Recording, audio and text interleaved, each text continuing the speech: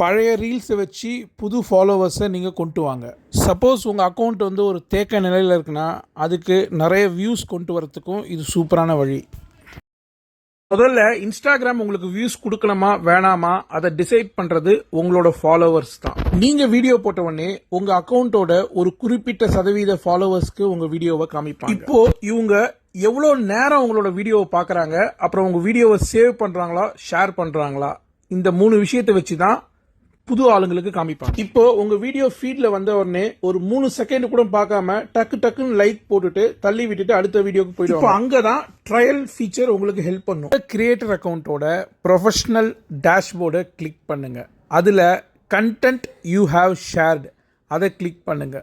இந்த இடத்துல ஃபில்டரை மாற்றுங்க. லாஸ்ட் 30 நாளுக்கு பதிலாக லாஸ்ட் இயர் இல்லை லாஸ்ட் 6 months வச்சுக்கோங்க. அதிகமாக வியூஸ் போன வீடியோஸை அது கரெக்டாக அடுக்கி வச்சுருக்கோம். எதுக்கு இந்த வீடியோஸை செலக்ட் பண்ணுறோன்னா, இந்த வீடியோஸோட ஆவரேஜ் வாட்ச் டைம் நல்லாயிருக்கும், ஆர்எல்ஸ் இந்த வீடியோவை நிறைய பேர் ஷேர் பண்ணியிருப்பாங்க.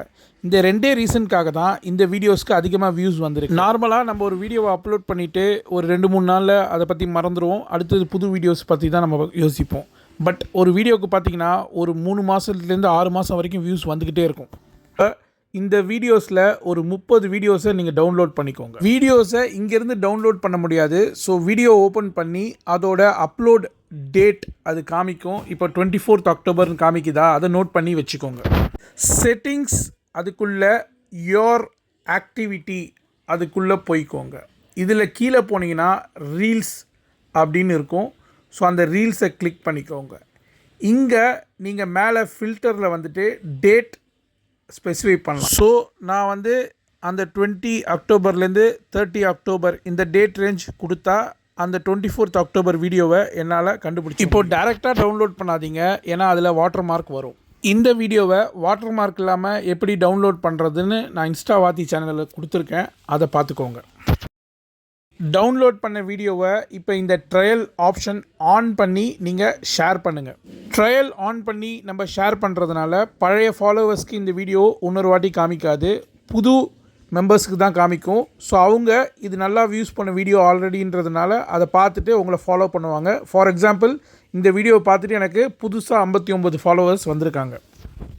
ஸோ இதில் சுவாரஸ்யமான விஷயம் என்னென்னா, நீங்கள் இந்த வீடியோவை 10 வாட்டி 20 வாட்டி கூட நீங்கள் அப்லோட் பண்ணலாம். ஏன்னா உங்களோட ஃபாலோவர்ஸ்க்கு அது காமிக்காது.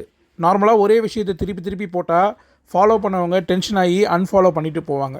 பட் இந்த ட்ரையல் ஆப்ஷனில் எப்பயுமே புது யூசர்ஸுக்கு காமிக்கிறதுனால உங்களோட வைரல் வீடியோவை நீங்கள் 10 வாட்டி அப்லோட் பண்ணலாம், 20 வாட்டி அப்லோட் பண்ணலாம். பழைய வீடியோஸ் மட்டும் இல்லாமல் புது வீடியோஸையும் நீங்கள் இதே மாதிரி ட்ரையல் ஆப்ஷன் வச்சு அப்லோட் பண்ணலாம், நார்மலாகவும் அப்லோட் பண்ணலாம்.